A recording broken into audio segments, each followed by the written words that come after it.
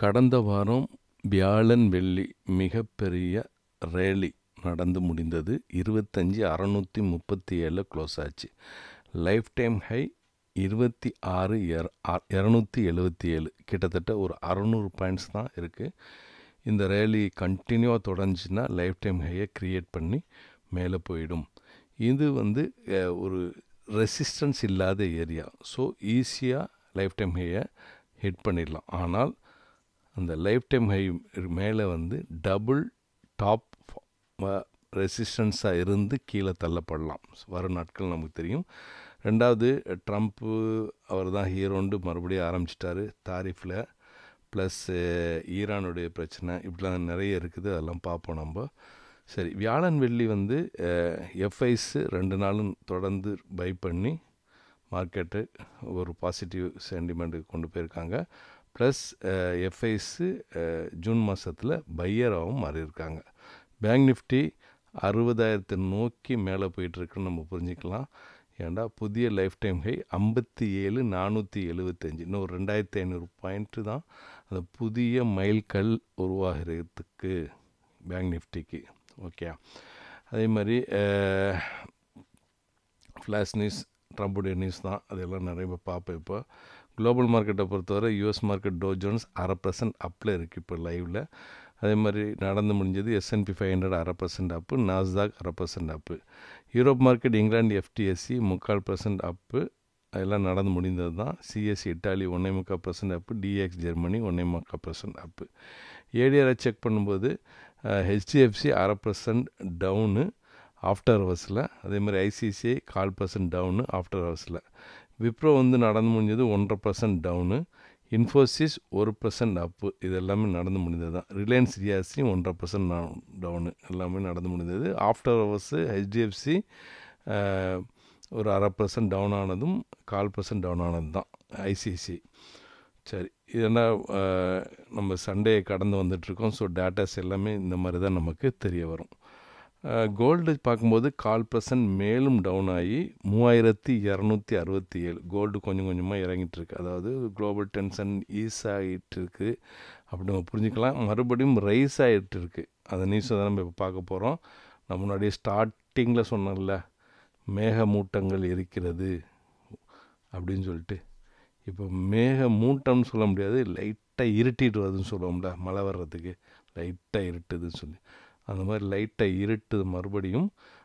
அந்த நியூஸ்களை நம்ம பார்ப்போம். சரியா? இவனுங்க தொந்தரவு தாங்க முடியல. உலகத்தில் ஒழுங்காகவே வாழ விட மாட்டாங்க. எப்படியாவது ஏதாவது ஒரு பிரச்சனையை கிளப்பிகிட்டே இருப்பாங்க. சரி, குரூட் ஆயில் 1.5% டவுன் ஆகி 64.69. அதாவது கோல்டு குரூட் ஆயிலுடைய ரேட்டு இறங்குறதெல்லாம் ஃபியர் குறையுதுன்னு நம்ம புரிஞ்சுக்கலாம். புரியுதா? அப்போ அந்த பெரிய பிரச்சனை ஒன்றும் இல்லை.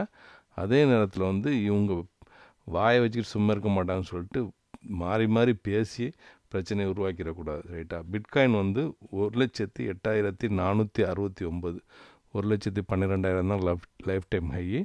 அது பிட்காயின் இப்போ நல்லா கொஞ்சம் ஏறிட்டுருக்கு, இதை நோக்கி போயிட்டுருக்கு. சரி, ட்ரம்ப்புக்கு வந்துடுவோம். News. Trump tax cut bill advance senate along 3.3 trillion pure take இன்வெஸ்டிங்கில் வந்திருக்கு. அதாவது 51 ஓட்டு இவங்க செனட்டும் 49 காங்கிரஸ்லேயும் அந்த ஓட்டு பாஸ் ஆகி போச்சு. Big beautiful bill. அது இப்போ எலான் மஸ்க் மறுபடியும் அவர் வாய் விடுறாரு. இது நிறைய ஜாப் கட்ஸ் ஏற்படும் அப்படின்னு ஒரு விஷயத்தை சொல்லியிருக்காரு. அங்கே மறுபடியும் பிரச்சனை ரைஸ் ஆகுதுன்னு நம்ம புரிஞ்சுக்கலாம். ரைட்டா? இது Mint, India Times, Investing, BBC, Times of India, எல்லா நியூஸ் இதுலேயும் வந்திருக்கு. ரைட்டா? இந்த பிக் பியூட்டிஃபுல் பில் ஒரு 940 பேஜஸ் உள்ளது. செனட் அப்ரூவல் கிடச்சிச்சு. இது இப்போ என்ன ஆகுதுன்னு சொன்னால், இந்த இது மறுபடியும் அந்த இது நடக்குது, பேச்சுவார்த்தை நடக்குது. இதில் பல விஷயங்கள் இருக்கும். அதில் எக்ஸாம்பிளுக்கு 12 மில்லியன் அமெரிக்கன் வந்து லூஸ் பண்ணுவாங்க அவங்க ஹெல்த் கவரேஜை. எக்கனாமிக் டைம்ஸ்லேருந்து வந்திருக்கு. இதுவும் ஒன்று. இந்த மாதிரி பல விஷயங்கள் இருக்குது. ட்ரம்ப் அது ரெடியாக பண்ணுறவரில் நம்ம தொடர்ந்து என்ன வருதுன்னு நம்ம அப்டேட் பண்ணிக்குவோம். சரியா? வேறு பிக் பியூட்டிஃபுல் பில்லு பற்றி இது விவாதிக்கு இது தான். அப்புறம் சைனா பற்றி அவர் சொல்லியிருக்காரு, கெட்டிங் அலாங் வெல் அப்படின்ட்டு இந்துஸ்தான் டைம்ஸில். அப்புறம் வந்து ஈரான் பற்றி மறுபடி வந்துடலாம். ஈரான் பற்றி என்ன சொல்கிறாருன்னா, லைக் ஒரு வார்த்தை சொல்கிறா, like absolute butter Trump how US stock Iran nuclear site என்டிடிவியில் சொல்லுறாங்க. அவர் சொன்னது அதை ரொம்ப ஈஸியாக இது பண்ணதாக சொல்கிறார். சரி. அப்புறம் யுஎன் நியூக்ளியர் வாட்ச் டாக், அதாவது ஐஏஏ பற்றி ஈரான் ஏற்கனவே அவங்கள வந்து இது பண்ணணும், எக்ஸிக்யூட் பண்ணணுன்ட்டு ஒரு வார்த்தையை போட்டிருந்தாங்க. அதுக்கு வந்து யூஎஸ் வந்து கண்டம் பண்ணியிருக்கு.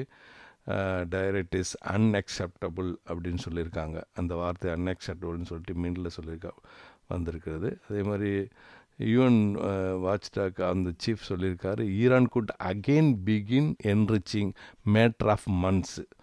ஒரு மாதத்துக்குள்ளேயே, அது சில மாதங்களுக்குள்ளேயே மறுபடியும் அந்த நியூக்ளியர் இதை உருவாக்கிடுவாங்க. ஈரானுடைய நாலேஜ் வந்து நம்ம அழிக்க முடியாதுங்கிற மாதிரி ஒரு விஷயத்தில் சொல்லியிருக்காங்க. இது வந்து எதில் வந்துருக்குண்டா NDTV, Times of India, Al Jazeera, Hindustan Times, New York Times, BBC, CNN, Mint, Guardian, இதில் எல்லா நியூஸ்கள்லேயும் இது ஃப்ளாஷ் நியூஸாக வந்திருக்கு அவர் சொன்னது. அப்புறம் US secretary Marco Rubio asks Iran to IA execute of IA direct அன்அக்செப்டபிள்னு சொல்லியிருக்காங்க. அதாவது யூஎஸ் மேரியோ ரூபியோ வந்து அந்த அவங்க சொன்ன அந்த இதை வந்து இது பண்ணி பேசியிருக்காங்க. அப்புறம் US must rule out more strikes before new talks, Iranian minister tells BBC. பிபிசியில் அவர் சொல்லியிருக்காரு, ஈரானியன் மினிஸ்டரு, யூஎஸ் வந்து இதுக்கு மேலே நாங்கள் தாக்குதல் பண்ண மாட்டோங்கிறத வந்து அவங்க கன்ஃபார்ம் பண்ணணும், அதுக்கப்புறமா தான் புதிய பேச்சுவார்த்தை பண்ண முடியும் அப்படிங்கிற மாதிரி அங்கே சொல்லியிருக்காங்க. சரியா? அப்புறம் வந்து Iran says serious doubts Israel commitment to ceasefire. இது டைம்ஸ் ஆஃப் இந்தியாவில் வந்திருக்கு. அதாவது போர் நிறுத்தத்து மேலேயே எங்களுக்கு சின்ன சீரியஸ் டவுட்லாம் இருக்குது ஈரான் மேலே, இஸ்ரேல் மேலேன்ட்டு ஈரான் சொல்லியிருக்கு. சரி, இது இப்படி இருக்க ரஷ்யாவில் வந்து மிகப்பெரிய தாக்குதல் யுக்ரைனில் பண்ணியிருக்காங்க. அதாவது இதுவரைக்கும் இல்லாத போர் ஸ்டார்ட்லேருந்து மிகப்பெரிய தாக்குதல் நடந்திருக்கு. இது தி வீக்குங்கிறதுல ஆர்டிக்கலில் வந்திருக்கு. அது நமக்கு கவலையாக போயிட்டுருக்குது. அதே மாதிரி காசாவில் 72 பேர் கொல்லப்பட்டிருக்கிறாங்க. இந்த குழந்தையும் இன்க்ளூடிங் சில்ட்ரன். அல்ஜசீரில் வந்திருக்கு 8 சீக்கர். ரைட்டு. இப்போ ஃபைனான்சியல் எக்ஸ்பிரஸில் ட்ரம்ப் வந்து காசா சீஸ்ஃபயர் ஒரு நியரு இப்போதைக்கு பேச்சுவார்த்தை நடந்துகிட்ருக்கு, அவங்க வந்து அந்த பிடிச்சி வச்சுருங்கள விடணும் அப்படின்னு சொல்லிட்டு அது ஒரு பாசிட்டிவாக போயிட்டுருக்கு. அது நல்லது நடக்கும்னு நம்ம நம்புவோம். சரி, இப்படி இந்த உலகத்தில் வந்து இப்போ ஒரு குழப்பமான சூழ்நிலை மறுபடியும் கொஞ்சம் கொஞ்சமாக இது கொஞ்சம் ஆறிட்டு ஃப்ரீ ஆகணும். ட்ரம்ப் வந்து ஜூலை 9 விட நான் எக்ஸ்டெண்ட் பண்ண மாட்டேன் டாரிஃப் விஷயத்தை அப்படின்னு சொல்லியிருக்காரு. அதுவும் ஒரு நமக்கு மார்க்கெட்டுக்கு நெகட்டிவாக தான் இருக்குது. இந்த நியூஸுங்க எல்லாமே மார்க்கெட்டுக்கு நல்லதில்லை. நல்லா போயிட்டுருக்க மார்க்கெட்டில் இப்படி பல நெகட்டிவ்க்கு கிட்டத்தட்ட, அதாவது நெகட்டிவ் சென்டிமெண்ட் சொல்லுவாங்கள்ல, அந்த மாதிரி தான் போயிட்டுருக்கு. சரி, நம்ம டெக்னிக்கலாக பார்த்தோம்னா இப்போ மார்க்கெட் இருக்கிற இடம் வந்து ரெசிஸ்டன்ஸ், ஸ்ட்ராங்கான ரெசிஸ்டன்ஸ் எதுவுமே இல்லை, எக்ஸப்ட் அந்த மேலே லைஃப் டைம் ஹையுடைய டபுள் டாப் தான் நம்ம ஏற்கனவே சொன்ன மாதிரி. சரி, இப்போதைக்கு எஃப்ஐஸ் என்ன நடக்கலாங்கிறது வந்துக்கலாம். என்ன நடக்கலாங்கிறத பார்க்கறதுக்கு முன்னாடி எஃப்ஐஸ் வந்து இப்போ நமக்கு பாசிட்டிவாக இருக்காங்க. 2 நாள் தொடர்ந்து பை பண்ணியிருக்காங்க. அதுவும் ஒரு நாள் வந்து நல்லாவே பெரிய அமௌண்ட்டு பை பண்ணாங்க. ஸோ அதே மாதிரி நல்ல ஒரு தொடர்ந்து 4 கேண்டில் க்ரீன் கேண்டில் போட்டிருக்கு. கொஞ்சம் வேகமாக தான் போகுது மார்க்கெட்டு. சரி, என்ன நடக்கலாங்கன்னு வந்துக்கலாம். குளோபல் வந்து அப்சைடு, நம்ம மார்க்கெட் அப்சைடு, எஃப்ஐஸ் அப்சைடு, டெக்னிக்கலாகவும் அப்சைடு. ஸோ சைக்கலாஜிக்கலாக பார்த்தா அந்த அப்சைடுன்னு பார்த்தா நம்ம கொஞ்சம் கவனமாக இருக்கணும், அதில் புரிஞ்சிக்க வேண்டியது. ஆனால் ட்ரெண்ட் இஸ் அவர் ஃப்ரெண்டு. ட்ரம்ப்பையும் ஒரு பக்கம் பார்த்துக்கணும், அவரும் ஒரு ஃப்ரெண்டு தான். ஏன்னா அவர் என்ன சொல்கிறாரோ அதுதான் மார்க்கெட் திரும்புது, அது ஒன்று. ஆனால் இப்போதைக்கு அப்சைடு ஆர் ட்ரம்ப் எந்த வார்த்தையும் விட்டுறக்கூடாது, மேனிப்புலேஷன் இல்லாமல் இருக்கணும்.